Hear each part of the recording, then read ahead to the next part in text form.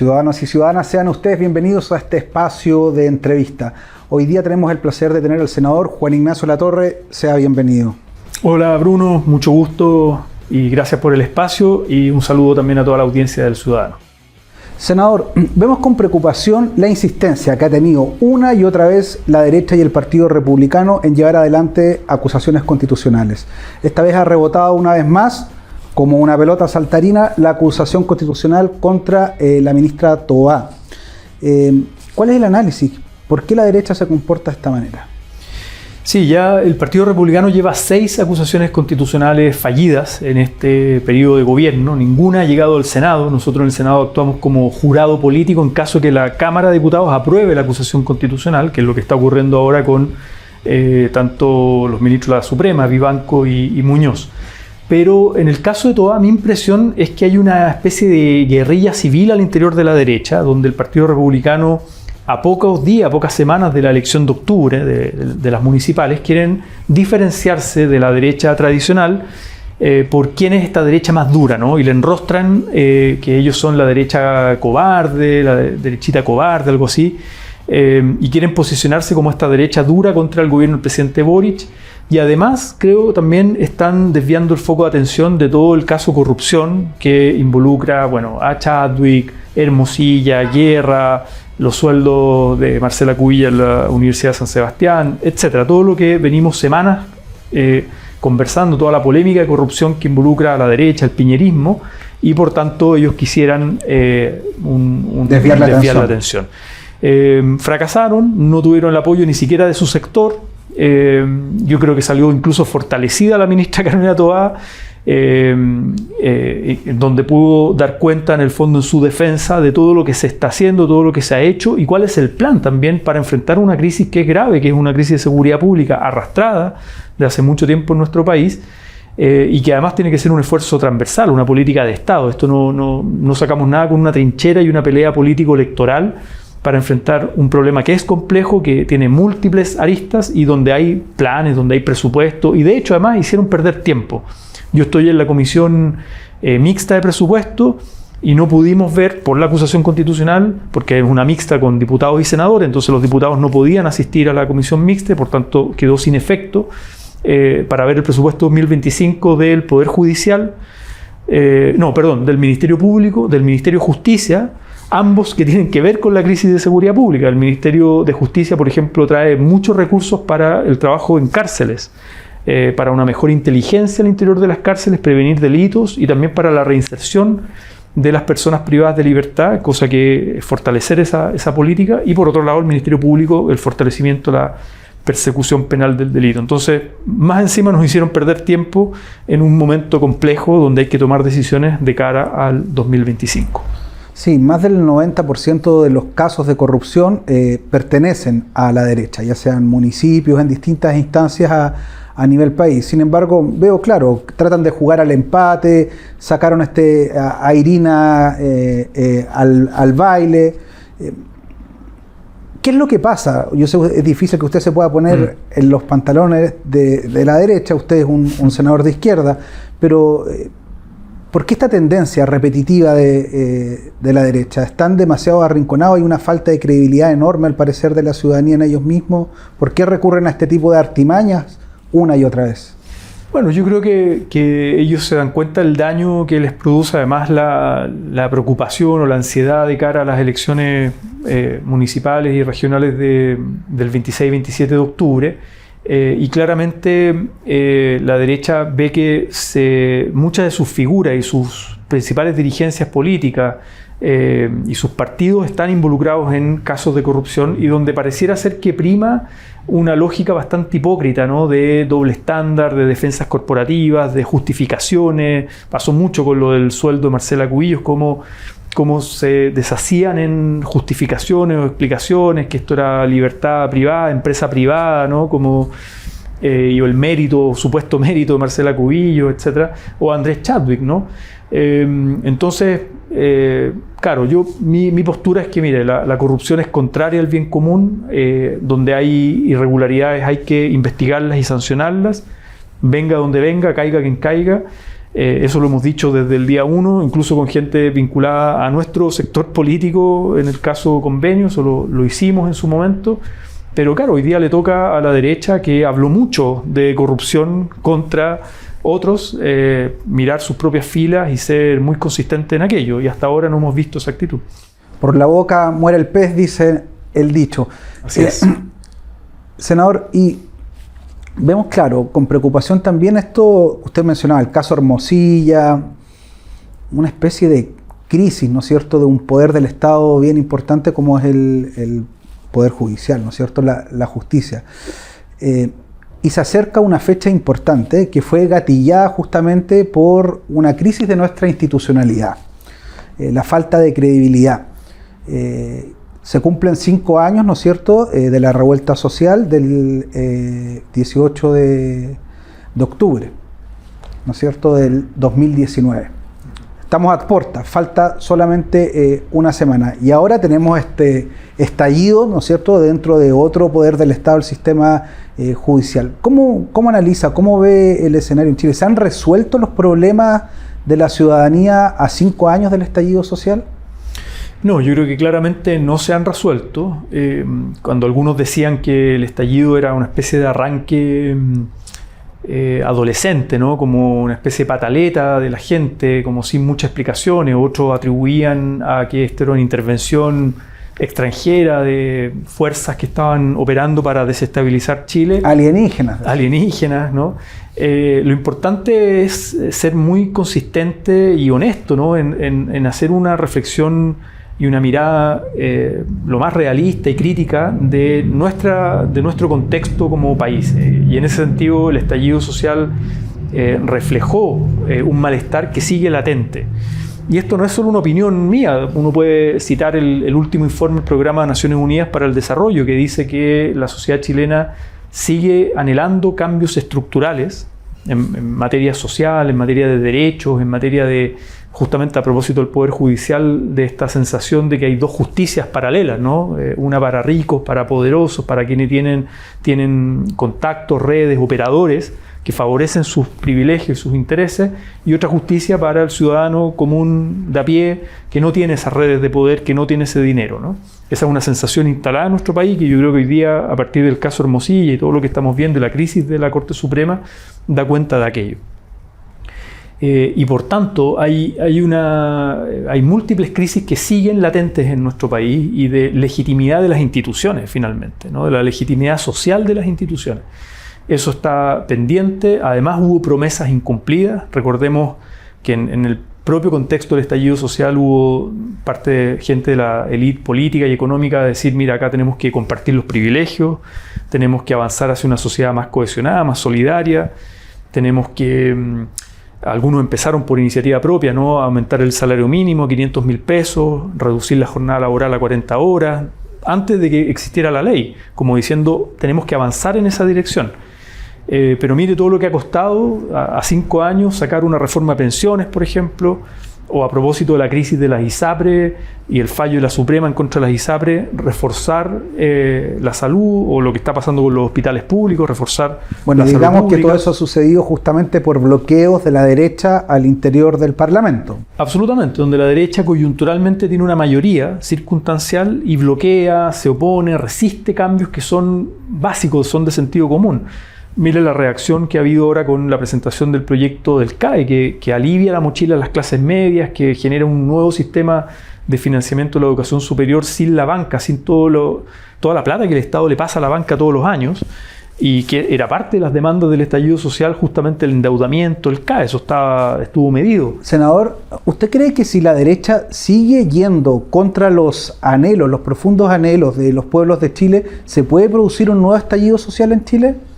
Yo creo que los estallidos sociales, las revueltas populares, los ciclos de protesta social, no es posible preverlos así como con una ciencia exacta, miren, tal fecha va a ocurrir tal cosa, pero dada la historia de nuestro país, donde los ciclos de protesta social son justamente oleadas, ¿no?, que vienen cada cierto tiempo, producto de que el malestar social continúa. Entonces, si la derecha hoy día coyunturalmente dice, mira, yo tengo una mayoría en el Parlamento que me permite contener los cambios y favorecer el status quo, lo único que está generando es un caldo de cultivo para nuevos reventones sociales. Uno no sabe cuándo, ¿no? No saben cuándo, en qué momento, pero claramente es una mirada muy cortoplacista. ¿Podría ser un elemento gatillante que haga saltar esta olla a presión nuevamente, si es que hay oposición de parte de la derecha a un anhelo de muchos jóvenes del país y que tiene que ver con el endeudamiento en la educación, que es el crédito, acabar con el crédito aval con el Estado, con el CAE? ¿Cae el CAE, senador? Yo espero que sí.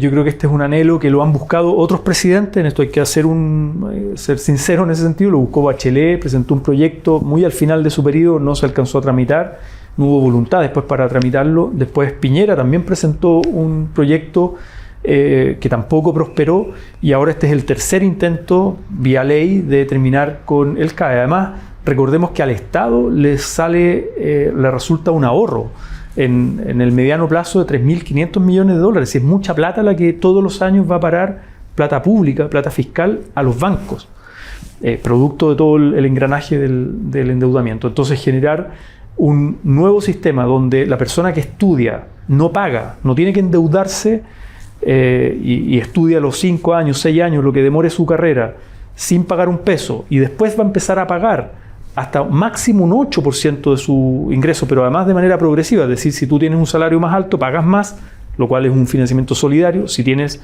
un salario más bajo, pagas menos, e incluso si hay un salario cercano al mínimo, queda exento, y eso lo empiezas a pagar una vez que ya tienes trabajo. Y por tanto la mochila ya no es una mochila pesada ni para la familia, no hay embargo ni solicitudes de embargo de sus bienes, no hay intereses, no hay un lucro asociado, sino que es un sistema que se va haciendo sostenible en el tiempo, ¿no? Va financiando a los que vienen, ¿no? Entonces, sí, yo creo que es sensato ir en esa dirección, y espero que exista la voluntad política para avanzar. Sí, senador, la vida de los chilenos se ha bancarizado. Así es. La educación, la salud. En este caso, claro, hay un proyecto, pero no va a ser un banco el que se va a hacer cargo finalmente.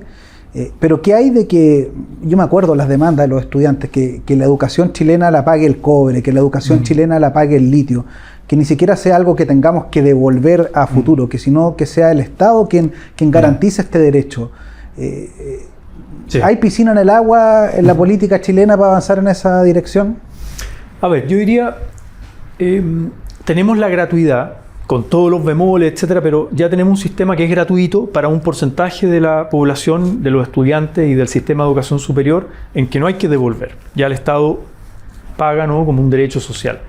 Por tanto, ¿dónde teníamos que avanzar? Y yo creo en los avances graduales, que es lo que dice el informe del PNUD, ¿no? Cambios estructurales, pero con gradualidad. Yo creo que la gente en Chile, y dado los 2 procesos constituyentes fallidos, hay un aprendizaje que tenemos que sacar le complica la incertidumbre. La gente le tiene miedo como al salto al vacío, la incertidumbre. Entonces, tenemos la gratuidad, y este sistema es complementario a la gratuidad.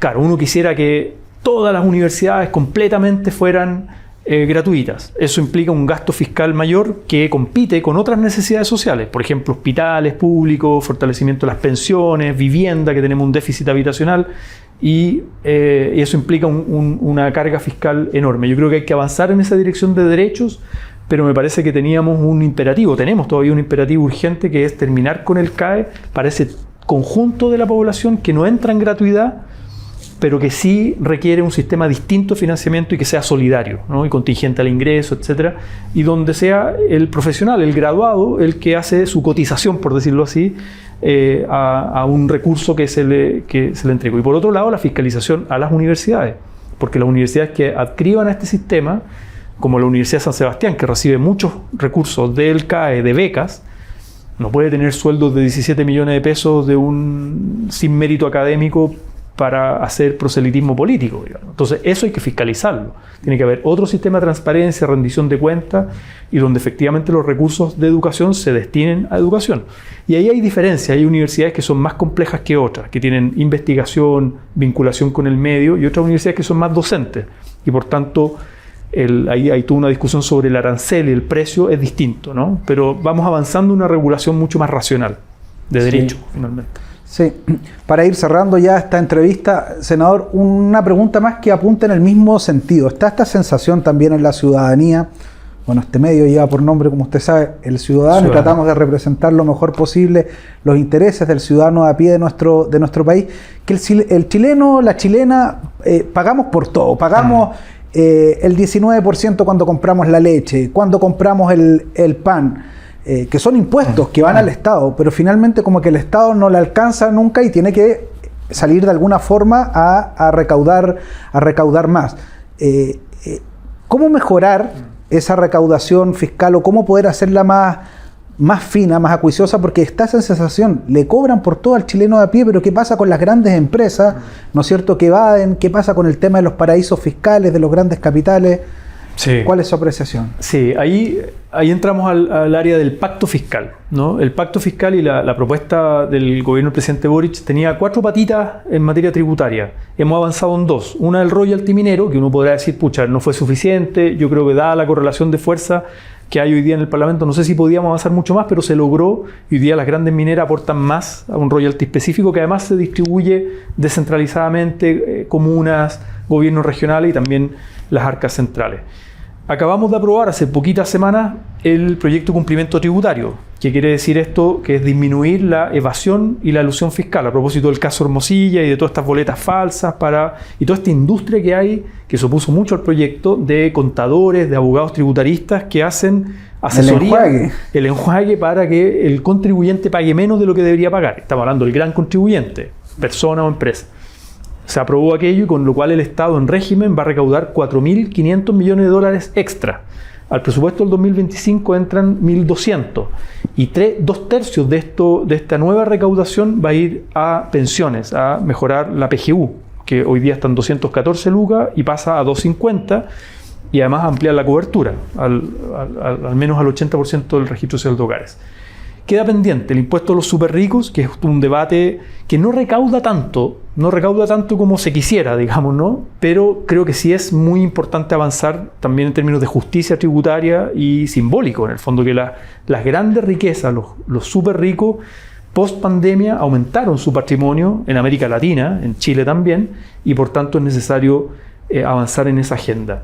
Hoy día estamos empujando esa agenda junto a Brasil, a Colombia, en foros internacionales, en el G20, hay foros que vienen ahora en esa dirección y creo que es muy importante avanzar ahí. Y por otro, el impuesto a la renta, es decir, que los que más tienen paguen más proporcionalmente a sus ingresos y no se le cargue la mata solamente al IVA, ¿no? Entonces, efectivamente tenemos esas 2 patas pendientes, impuesto a los súper ricos, impuesto a la renta, para avanzar en justicia tributaria y en esta sensación que usted dice que la gente dice, bueno, a las clases medias, a las clases trabajadoras nos cobran mucho para financiar las necesidades del Estado y las necesidades, los derechos sociales, pero los más ricos les sale muy barato en Chile, ¿no? Ser rico y por tanto aportan muy poco al bien común. Quizá algún día se produce en Chile, como decía Kropotkin, la revolución del pan y por último el pan no tiene IVA. El IVA diferenciado, eso es algo que se ha hecho en otros países, de diferenciar lo que es la canasta básica de alimentos versus otros consumos